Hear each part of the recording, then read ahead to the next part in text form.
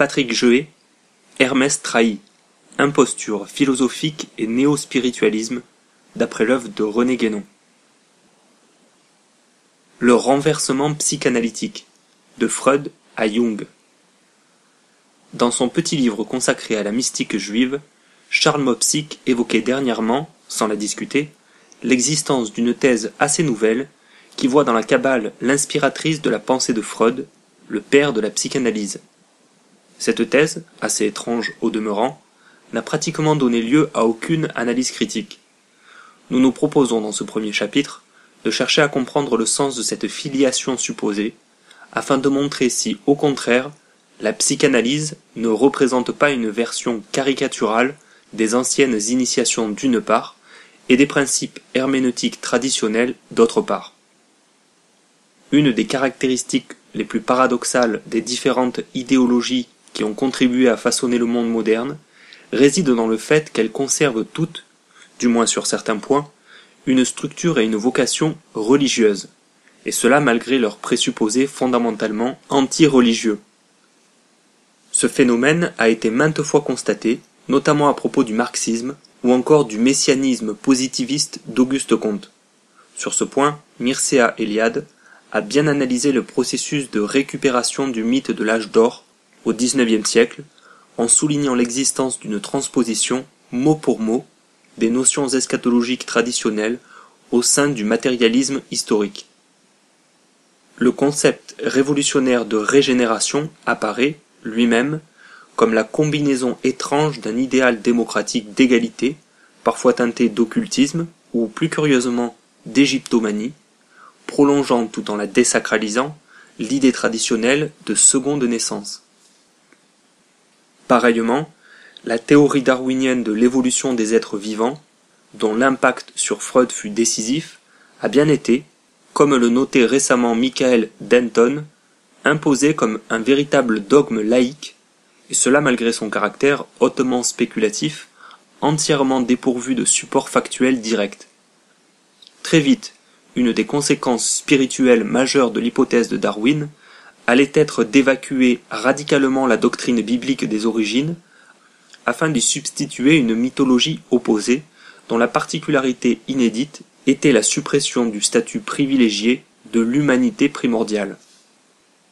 Or, le fait que Freud ait exprimé, comme chacun sait, l'idée d'une filiation intellectuelle entre Copernic, Darwin et lui-même, ne peut selon nous se comprendre que grâce à ce que l'on pourrait appeler une logique de l'inversion.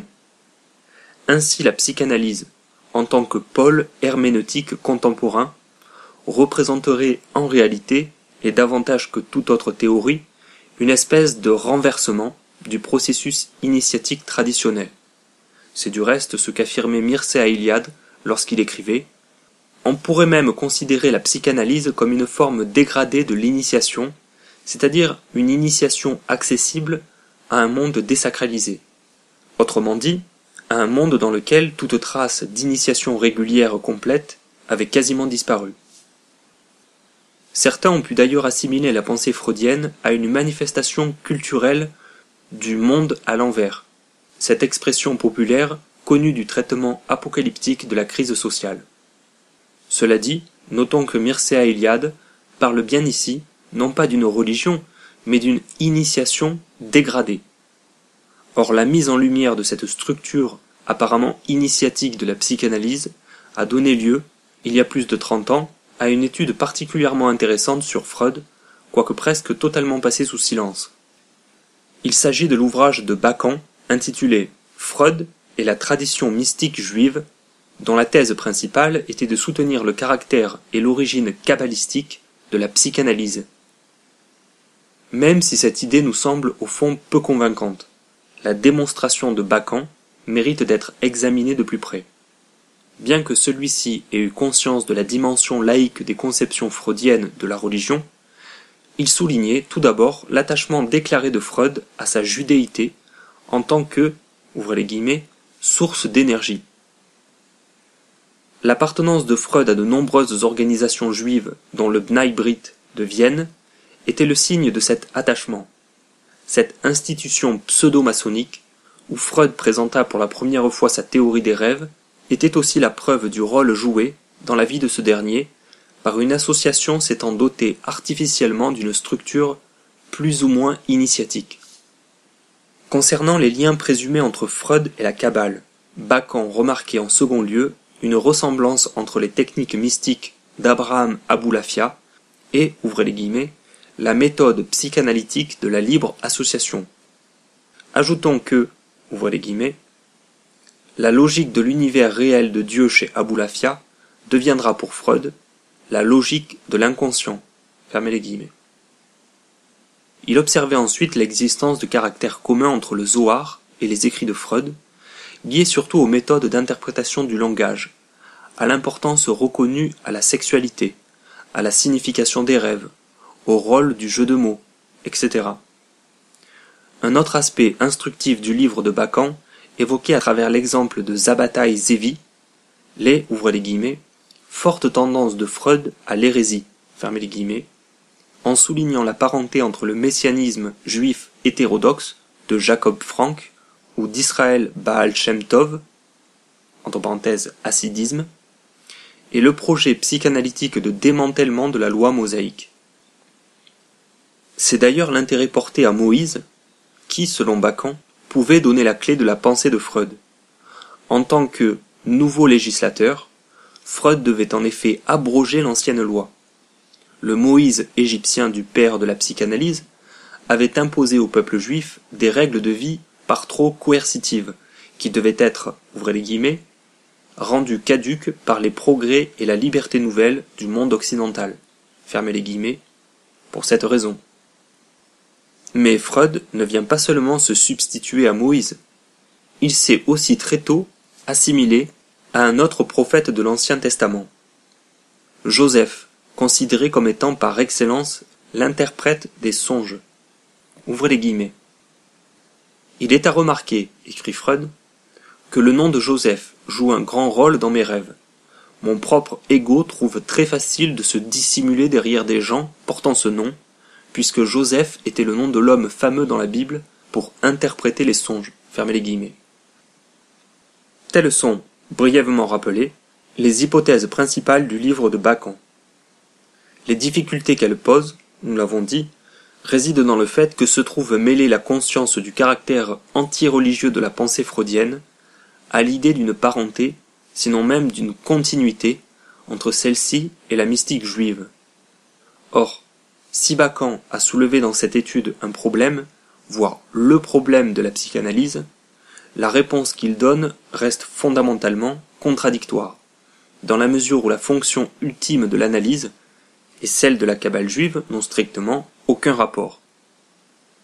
Pourtant, et parfois à juste titre, Bacon remarque entre les deux des ressemblances qu'il faut bien expliquer, et cela nous semblerait bien difficile sans recourir à l'hypothèse selon laquelle la théorie de Freud serait une forme d'initiation inversée.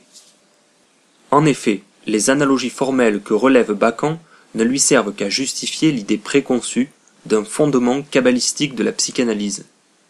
Simplement, la totalité de l'appareil théorique de cette dernière semble inconnue de la Kabbale, et vice-versa. Soutenir par exemple l'identité de l'extase intellectuelle, au sens où l'entend Aboulafia, qui est une illumination divine, avec la connaissance psychanalytique, apparaît pour le moins forcé, compte tenu du net athéisme de Freud. Afin de mieux comprendre ces analogies de surface, il serait peut-être nécessaire de prendre en compte l'existence d'une dimension para-initiatique de la psychanalyse, qui se révélerait être sa véritable nature, ainsi que l'a bien mise en lumière Wienerburger dans son étude « Freudisme, cité de savants ou secte néognostique ?» La science freudienne ne serait plus, après examen, ouvrez les guillemets, l'avant-garde d'un nouveau savoir sur l'homme, mais la plus récente réminiscence d'une sagesse perdue, fermez les guillemets. Or, peut-être est-ce la nostalgie d'une gnose auréolée de mystère qui incite Bacon à rétro-projeter dans un noble passé mystique les origines de la nouvelle psychologie. Toujours, le récent se cherche, paradoxalement, pour s'auto-justifier, une glorieuse et antique généalogie. Mais rien dans le Bahir ni le Zohar ne laisse prévoir Freud. la laïcisation qu'il opérerait de la Kabbale, selon Bacon, est au fond moins un prolongement qu'une rupture, à peine masquée. Comme nous l'avons indiqué précédemment, tout, depuis la formation du psychanalyste, en passant par l'interprétation du langage, des nombres, la quête fondamentale du sens caché des rêves, etc., fait de Freud une sorte de nouveau messie chargé de répandre à travers le monde une mythologie nouvelle capable d'élucider, enfin, les mystères de la vie psychique. C'est donc une grande partie des objets d'étude de l'herméneutique juive traditionnelle qui se trouve ainsi captée et investie par une idéologie foncièrement anti-métaphysique. Ce processus d'appropriation a même pu donner l'impression d'une proximité entre la cure d'un psychanalyste et celle d'un chaman Kuna aux yeux d'un anthropologue comme Lévi-Strauss. Pourtant, Freud n'accepterait sans doute pas l'idée chamanique, absolument essentielle, selon laquelle, d'après Eliade, ouvrez les guillemets, le malade mental se révèle un mystique raté, ou mieux encore, un mystique simiesque, fermez les guillemets. Or, les pathologies hystériques, en particulier celles étudiées par Charcot, relèvent toutes de ce cas de figure. De l'étiologie psychanalytique résulte par conséquent une sécularisation des maladies de l'âme. Comme le souligne Bacon à propos d'un texte de Freud intitulé « Une névrose démoniaque au XVIIe siècle », ce qui apparaissait autrefois sous un vêtement démonologique n'est aujourd'hui considéré que comme une simple névrose. Freud admet bien l'équivalence entre celle-ci et la possession, mais il refuse l'existence individuelle des démons et, ouvrez les guillemets, la projection que le Moyen-Âge avait faite de ses créations psychiques dans le monde extérieur, fermez les guillemets. La psychanalyse implique donc également une laïcisation et une évacuation du mal sous sa forme diabolique. Son élaboration n'a d'ailleurs pu se faire que dans l'ignorance de ses causes et, d'une manière générale, de l'anthropologie traditionnelle. Lorsque Freud soutient par exemple que, ouvrez les guillemets, à une époque récente que nous pouvons nommer pré-scientifique, l'humanité n'était pas en peine d'interpréter ses rêves, fermez les guillemets, il énonce une contre-vérité doublée d'un préjugé positiviste qui, à l'heure actuelle, semble inacceptable.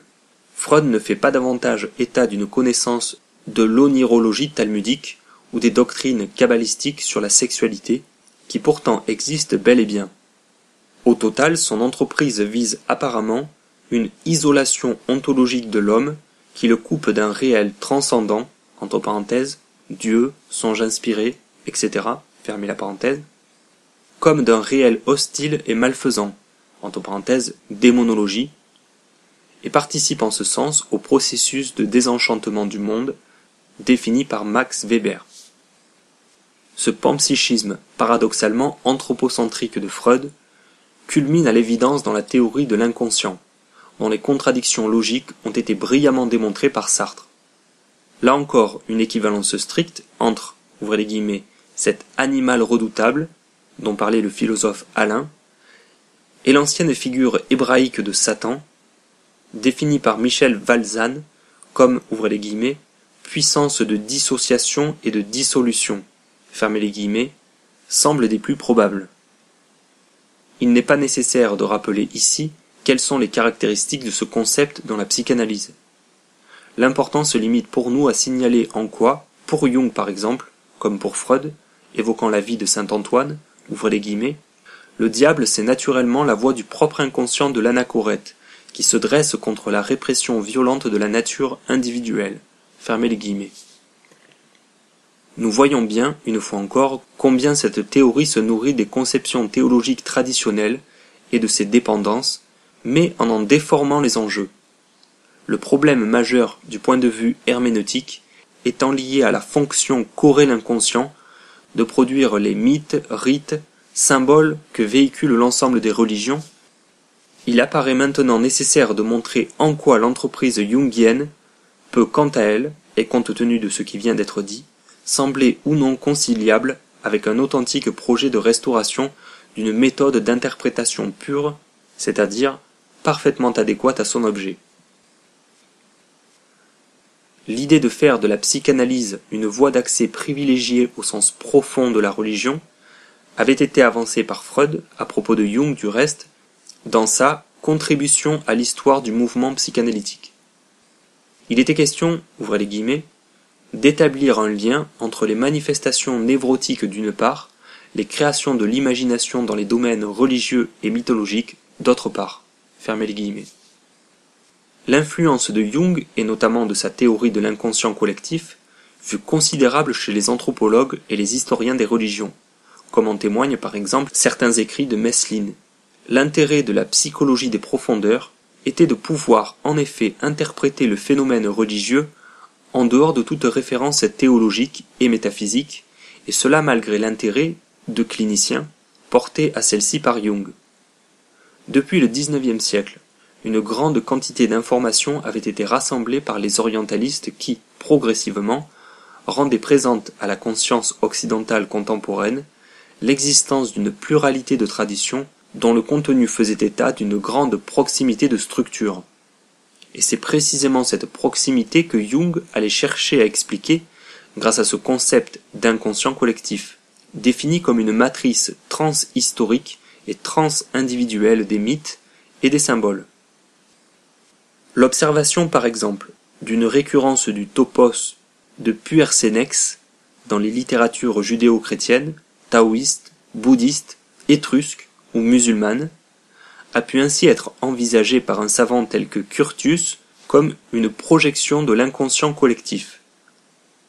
À partir de là, l'emploi du terme platonicien d'archétype allait curieusement servir à désigner, ouvrez les guillemets, une image primordiale, fermez les guillemets, simple quantité psychique, et au dire de Jung, dépourvue de tout caractère transcendant.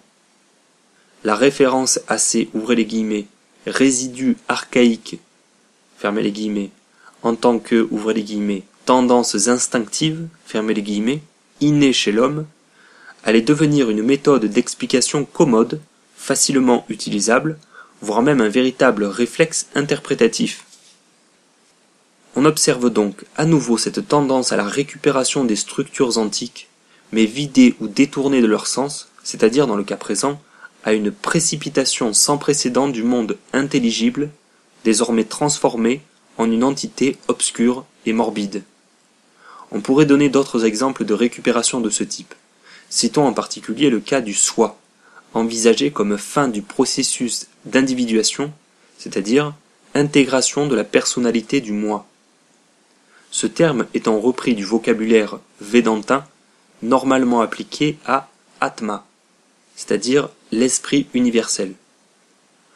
Ou encore le sens positif donné par Jung au trickster, faiseur de tromperie, considéré en fait comme une figure diabolique. Pour ce motif déterminant, toute tentative d'harmonisation entre les thèses de Jung et l'approche métaphysique du réel pourra sembler difficile, sinon parfaitement illogique. Cette grave et notable équivoque a cependant été rejetée de façon tout à fait inattendue par Henri Corbin. Dans son article consacré à Jung et intitulé La Sophia éternelle, celui-ci se demandait en effet, ouvrez les guillemets, pourquoi faut-il donc, dès que l'on montre qu'il y a des facteurs psychiques qui correspondent aux figures divines, que certains crient au blasphème comme si tout était perdu et ces figures dévalorisées. Cette bévue de Corbin appellerait en fait la réponse suivante. Le blasphème réside dans le fait que pour Jung, il n'y a pas, ou plutôt il n'existe pas, de figure divine. Chez ce dernier, celle-ci se trouve définitivement associée à un, ouvrez les guillemets, monde souterrain, et dépossédée de tout statut ontologique transcendant. Même si, curieusement, Jung accorde aux archétypes une capacité d'initiative propre, ceux-ci ne participent assurément, compte tenu de l'ensemble de son œuvre, d'aucune idée éternelle. Voici, à titre illustratif, ce qu'écrit le psychologue, ouvrez les guillemets. Lorsqu'il m'arrive de parler d'un archange, je ne prétends pas formuler une constatation métaphysique, fermez les guillemets. Il s'agit simplement d'un pur phénomène psychique. Jung avait d'ailleurs déjà clairement affirmé, ouvrez les guillemets, « Je sais et j'exprime là une certitude qui me vient d'innombrables expériences individuelles, qu'actuellement nous sommes à l'époque de la mort et de la disparition de Dieu. Fermez les guillemets. Son objectif, contrairement à ce que croit Corbin, n'était pas de déceler dans la psyché humaine une trace ou un ensemble de structures complexes d'origine divine, comme l'admet nécessairement le métaphysicien en raison de l'homologie entre le macrocosme et le microcosme, mais de faire de cette psyché, surtout dans sa partie inconsciente, l'unique source du corpus symbolique et mystique traditionnel.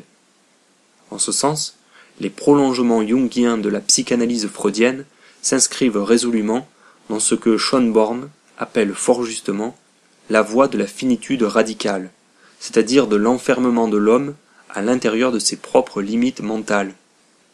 Il a donc fallu tout le manque de clairvoyance de certains de nos contemporains pour soutenir par exemple l'équivalence des anciens rites d'initiation avec le processus d'individuation. L'idée que, ouvrez les guillemets, l'œuvre alchimique de Jung intéresse à son tour des occidentaux qui souhaitent s'ancrer dans une tradition d'Occident, fermez les guillemets, l'existence d'une ressemblance entre le monde des archétypes de Jung et le monde des idées platoniciennes, le fait que, ouvrez les guillemets, aujourd'hui seulement nous commençons à comprendre ces idées très avancées, entre parenthèses, celles du Burdo Todol, fermez la parenthèse, grâce à la nouvelle psychologie des profondeurs qui, pour la première fois, a osé dépasser les frontières de notre conscience éveillée pour s'aventurer vers les couches profondes de la psyché humaine, fermez les guillemets, etc.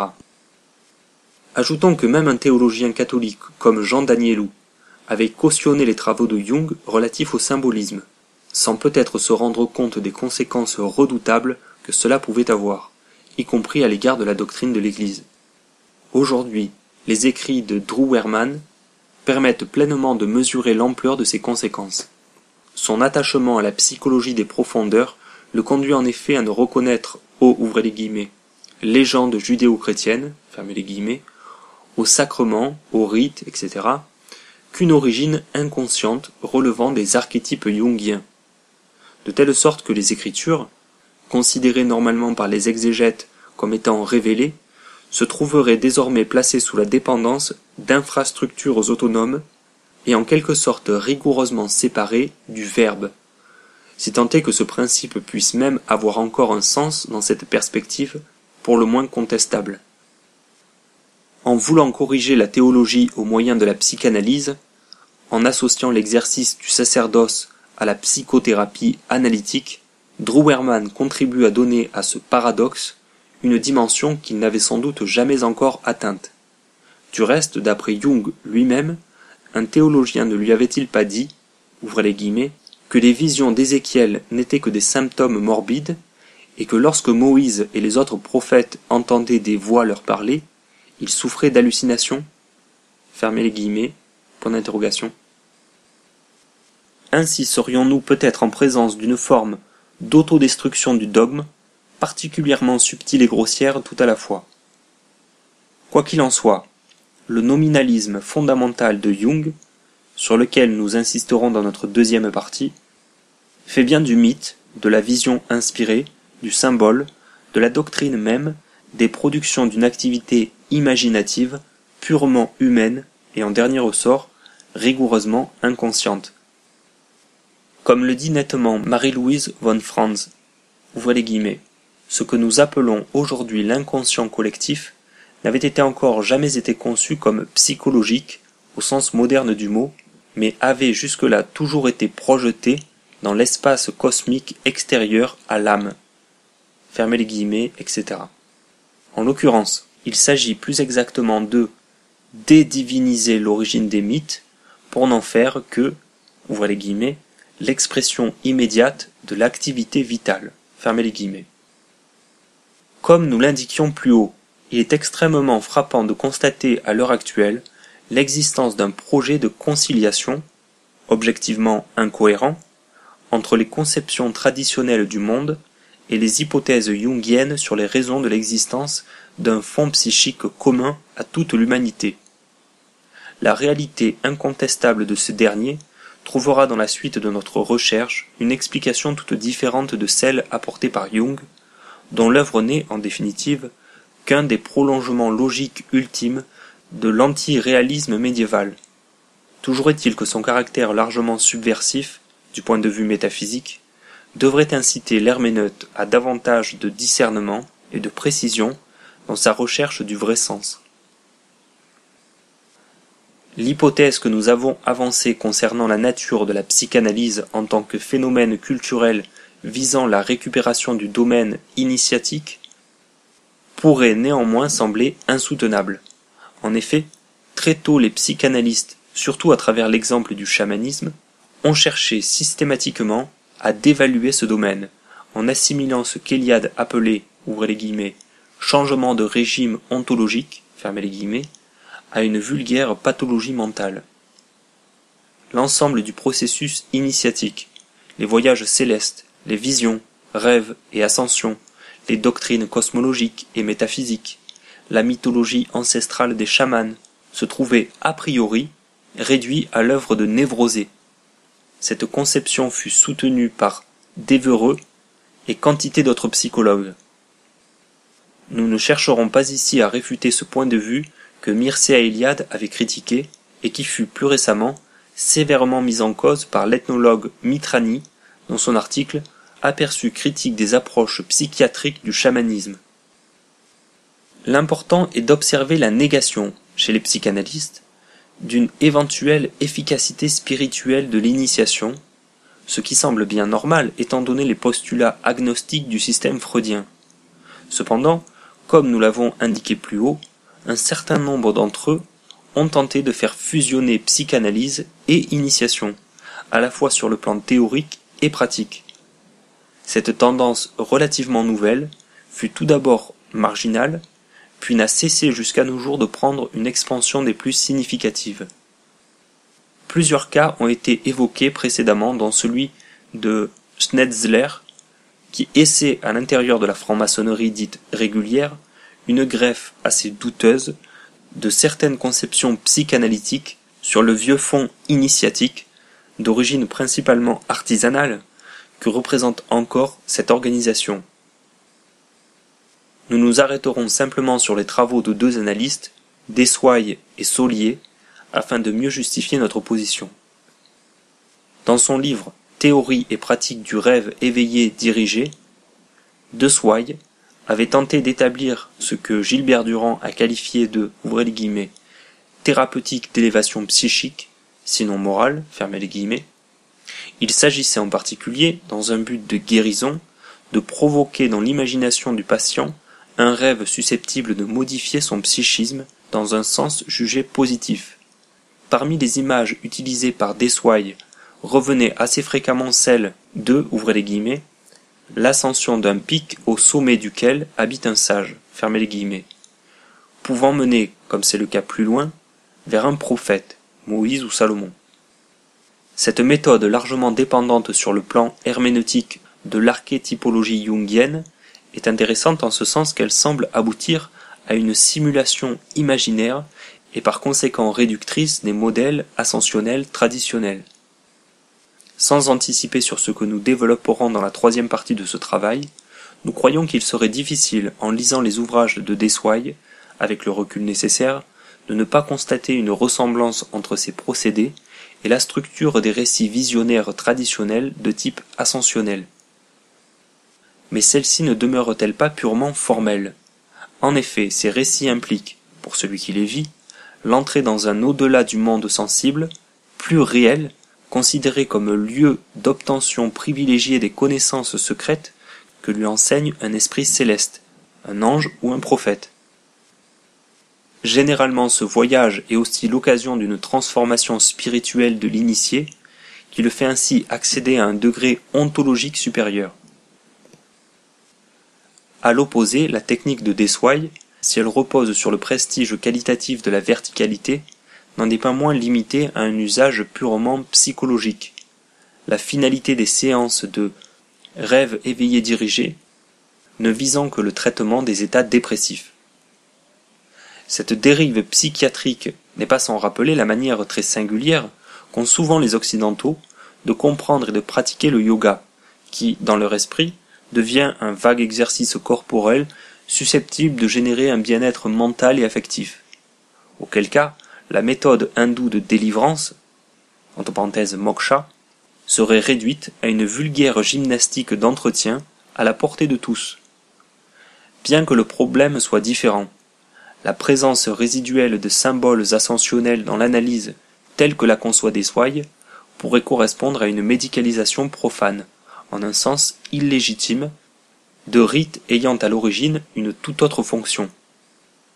La manipulation technique du sujet imaginant qu'il opère sous-entend elle-même une conception étroite de l'imagination, réduite à une simple activité productrice d'images, ne possédant aucun statut existentiel propre. Autrement dit, le sage ou le prophète, dont rêve le patient Dessoy, n'ont de réalité que dans le psychisme du malade. Or, il en va tout autrement lorsque l'on étudie par exemple les méthodes ésotériques de réalisation spirituelle qui, dans leur ensemble, impliquent nécessairement la possibilité concrète d'une rencontre avec un saint ou un prophète, en mode visionnaire. Il faudrait notamment citer l'exemple, dans la tradition du soufisme, de ce disciple qui, d'après Chodkiewicz, fut saisi d'un état spirituel, entre parenthèses, al, ouvrez les guillemets, pendant lequel il vit son cheikh le détruire à coups de pioche puis le reconstruire, fermez les guillemets, avec l'intention d'accomplir une régénération psychique instantanée de son être. Cette œuvre, rendue perceptible au moyen d'une image projetée dans le cœur du disciple par son maître, est due à l'action d'une force agissante purificatrice. Un tel emploi initiatique de la faculté imaginative n'est cependant concevable que par référence à une anthropologie sacrée et à une mystique cosmologique qui situe ce monde intermédiaire subtil, entre parenthèses psychique, entre le domaine corporel et le monde des réalités spirituelles.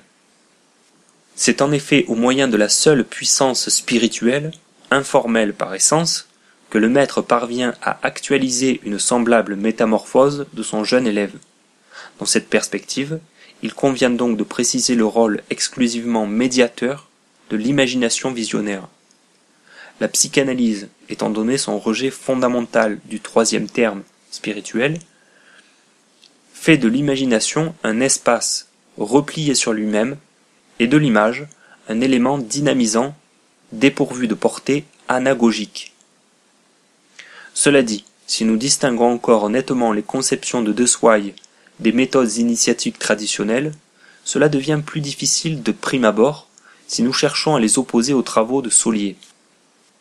L'auteur de Psychanalyse et Imaginale appartient en effet à cette catégorie d'analystes qui, selon Michel Cazenave, ouvrez les guillemets, reprend explicitement la thèse de la filiation chamanique et de la psychanalyse moderne, fermez les guillemets, ce que Solier affirmait déjà dans son livre intitulé Médecines initiatiques aux sources des psychothérapies, lorsqu'il écrivait, ouvrez les guillemets, toute cure psychanalytique profonde constitue une initiation sur mesure.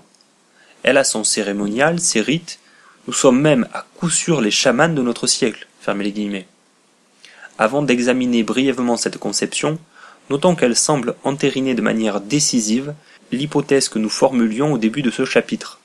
Le problème majeur que pose ce psychanalyste réside dans l'injection qu'il effectue, à l'intérieur de ses recherches, d'un vocabulaire qui relève en principe d'un tout autre registre, que nous pourrions qualifier de métaphysique.